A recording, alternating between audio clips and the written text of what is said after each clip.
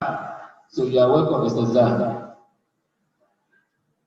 Excellencies, the first ladies of Kwara State and Lagos State, the founder of UBE, Dr. Parabaya, our local and international partners, our elder scholars, our Honorable Commissioner of Education, teachers, and dear pupils, you're welcome to the ACEP program for Children's Day 2021-27 May. Welcome, children. Today is your day. Today you all are highly recognized.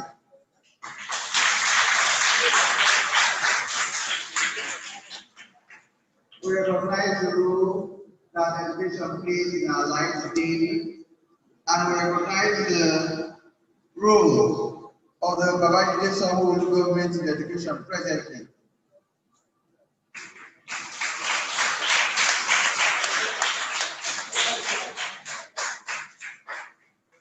You know, like our mommy, Adia Olainoshudi has told us that education is being transformed.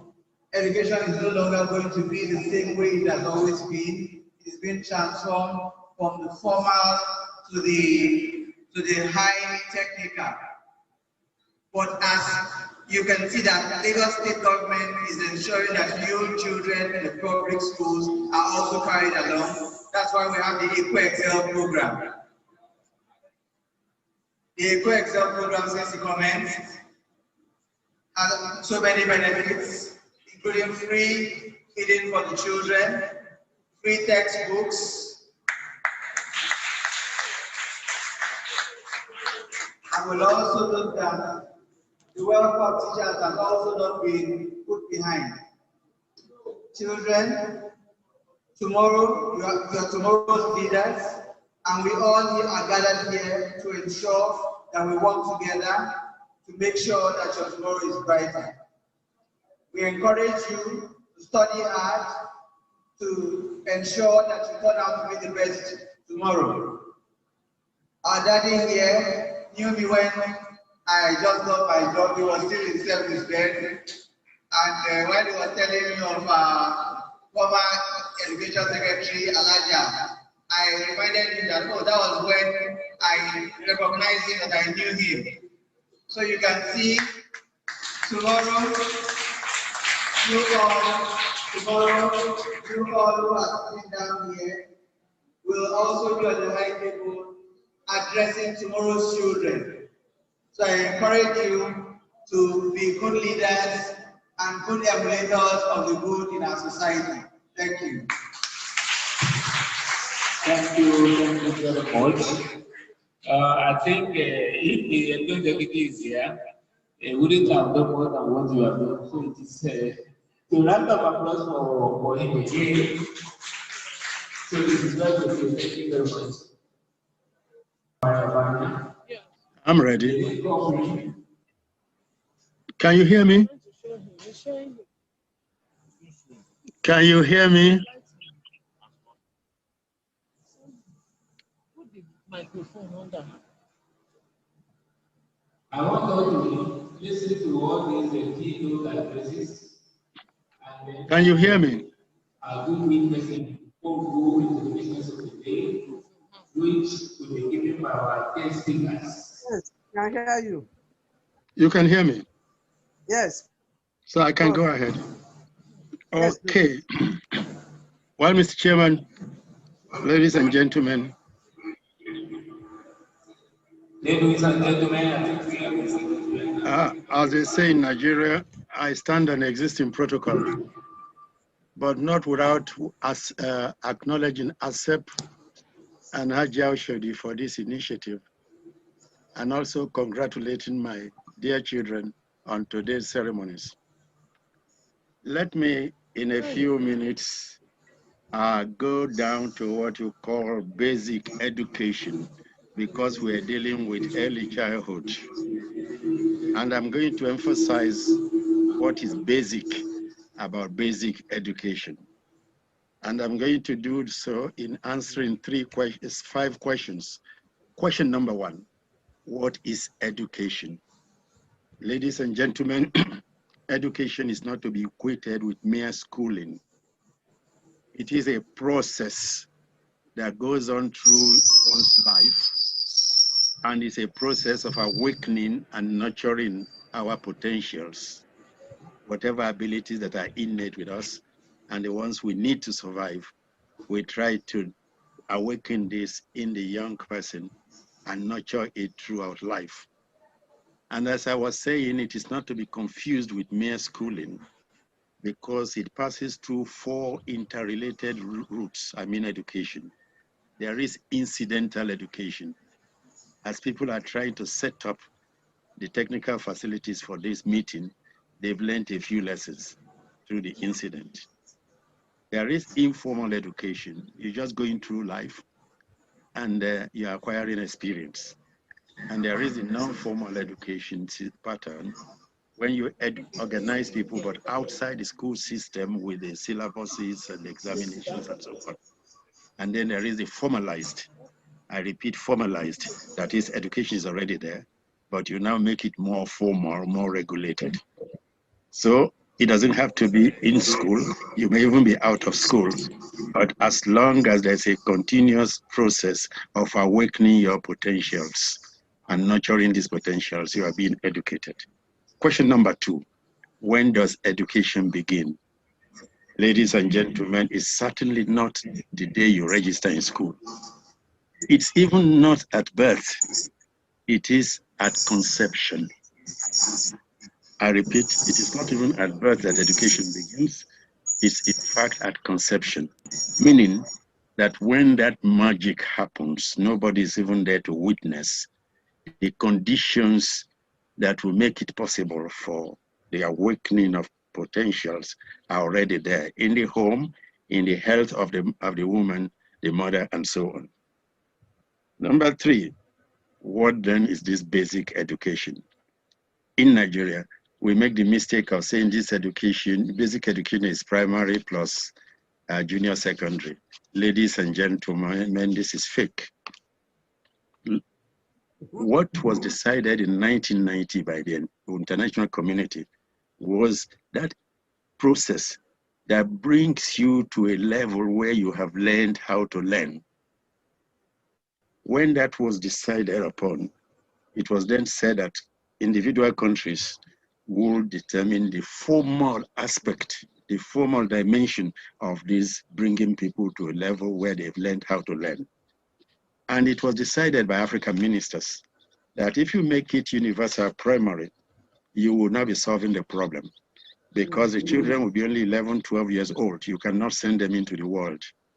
And 2, the world has become so complex that the skills they need for life, for living in a life of further learning, are more complex. So let's make it primary plus junior secondary. It so happens that in the Anglophone countries of West Africa, where we have WAEC, basic primary secondary is 6+3. But ladies and gentlemen, when you go over to Togo and Niger, it is 6+4. And when you go beyond Cameroon to East and Southern Africa, it is 6+2. So it does not matter the number of years, but what you put into the years. So, but in fact, what we put into the years must be solid, because to live in life is to continue learning. So we bring children to a level where they've acquired sustainable skills, not the skills they learn today and forget tomorrow, for a life that says never stop learning, never stop learning. And question 4, what are the basics of this basic education? Ladies and gentlemen, they are not the 15 subjects on the curriculum by NLDC. There are, according to world standard, limited to 4 basic areas. Area number 1 is literacy. I will not define too much, but your ability to pursue a life in which you can read and understand what you're reading, and which you can communicate your thoughts through writing. It doesn't matter the language, it means the language of your immediate environment. And you can go on and on. Area number 2 is numeracy. You cannot go through the world today without counting, without basic arithmetic skills, adding, subtracting, multiplying, and dividing. You cannot go through the world without counting 1, 2, 3. And sometimes, in most cases, people just put drawings here and there, and you are supposed to use drawings to know to move forward or to move backward or to go upwards or to go round. That is graphicacy. It's also part of this. And sometimes thoughts of people are represented by mere symbols. This is all part of numeracy. Then life skills, area number 3, meaning you are in life and you have to understand life and you have to adjust. So whatever you do to foster interpersonal relationship with other people through communication and working together, whatever you can do to understand your environment and adjust to it. Environment includes the physical environment and the social one. And whatever vocational skills you can acquire so that you can go through life. And this day and age, you cannot exclude in life skills, ICT fluency. Notice I have not said computer literacy because ICT goes beyond computer, as we can see. It's a way of exploring whatever is in the cloud to make life better and activities faster, and it's moving by the day. It now rules the world. So there is no way you can say life skills without bringing in ICT competence, ICT, versatility, meaning using it for different purposes, as people are already doing. And finally, and above everything else, the 4th area, lifelong learning skills. Ladies and gentlemen, if you say what is the meaning of geography and the teacher says this to you, he has not taught you anything. But if the teacher says, let's take our dictionary and look at G and GE and GO and GG until we discover geography, we have learned something, because next time when they say history, we know how to go about it. So learning to learn skills is a question of getting people to know how to search for knowledge, how to develop inquisitiveness in them, how to raise questions. When somebody says this is that, you can also say, what if I do it this way? And if you do this, you'll be able to follow through a life where, especially today's life, where creative thinking is the order of the day. And question number 5, perhaps the most important one. If we accept that education goes beyond schooling, but it includes schooling, if we accept that education begins from the day you are born, and that the home is in fact your first school, and the condition of the home, especially that of the mother, also conditions the progress you have both in school and out of school learning. And that for you to lay a solid foundation for this, beginning from the early years, you promote literacy, numeracy, life skills, and most important, life learning skills. But then how, since we are professionals, how do we inculcate, build on all these skills, especially in early childhood? I'm proposing from experience 8 major principles. One is, you can note, non-restrictive learning environment. In other words, when we say the classroom is the only place we are being restrictive, in life we learn both in and out of school. So in early life, childhood and basic education level, let's expose the child for both in class and out of class. We mean life learning experiences. 2, and a fully integrated curriculum. What do I mean by that?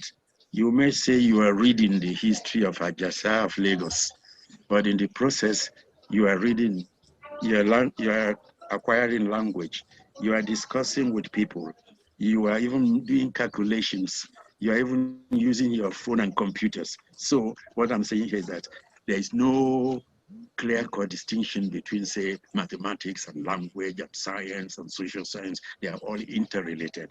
And in early childhood, we try to take all this together. And what is probably more important is that children come to us with all sorts of background variables, background conditions. And as teachers in early childhood trying to build a life of learning, we not say this one cannot learn, this one is too troublesome, this one is too talkative, this one is too shy.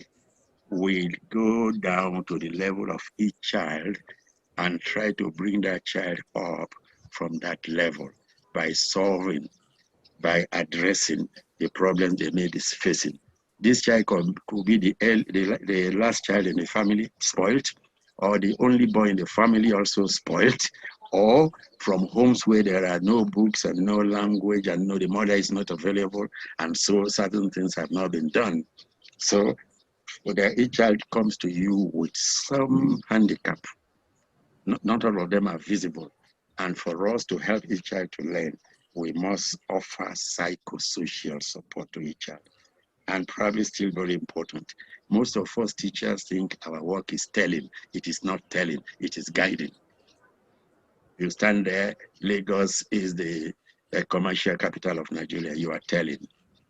But if you were to lead your children to compare Lagos with some other far off places, and they discover the differences, before you talk commercial, you'll be guiding them. And what this means is that you minimize frontal teaching. Frontal teaching is when you sit by the high table and deliver a lecture through the microphone. But if you want to lay a solid foundation, remember when you are talking from the high table, many are sleeping, many are doing other things. But teaching as guiding, meaning work is going on and you're working with the children, and this work will be both mental and physical. And when you do this, you are helping children grow. And because you're not doing frontal teaching, you minimize teacher talk and you maximize student participation. And their participation could be all sorts of interaction, and not just one way between teacher and people, but among people, between people and people, between teacher and people, and so on, multi-directional. And it will be interactive, meaning no one is wrong if each person learns from the other. But what we should emphasize is number 7, and that is examinations should die. And for examinations to die, we must have assessment. Examination says he has failed, he has passed. And when you fail, you are forgotten. So we are not guiding you any further. But assessment means this is the performance, but the performance is determined by conditions A, B, C. And for us to erase that performance, let's take care of those prevailing conditions. That is assessment, meaning that a fault for non-performance may not come from the child. It may come from the home, it may come from the teacher, it may come from the environment, it may come from what you're trying to learn. And above all, whatever we're doing, let's not forget that the home is the first school, and education in school, early childhood should also collaborate with the home as much as possible. In more developed societies, you develop the home so that you can develop the children. And I think Nigeria should pay attention to that. And my question number 6, I'm rounding up. If we follow up this way, what do we stand to gain? What we first to gain first is that for you, the teacher, the task becomes joyful, because when you see results, you are happy. Every teacher who believes in examinations gets discouraged, because you mean in spite of everything I've been saying to these people, see what they are writing. But where teaching is not telling, not mere telling, but systematic guiding, you find that in the end you rejoice. So these children have improved. Because of that also, you are not holding a cane. You are not standing up there and dictating notes. Learning itself becomes delightful. And because it is joy and it's delightful, no child is pushed aside, meaning you go and sit there, you don't know anything. And no child is left behind, meaning you are, the colleagues are in that level, he's in that level. And remember, the world standard today, the world dictum is no child is left behind. But I've added no child is also pushed aside, because sometimes leaving behind begins with pushing aside. I will conclude by saying that we learn to live and we live to learn. So let's lay a solid foundation. And early childhood through a solid foundation for lifelong learning, as I just said, is the key. And this, what I've been saying, laying this solid foundation in early childhood, going the way I have suggested, is in fact the surest way of investing in the future, in our future, by genuinely investing in our children. Thank you very much.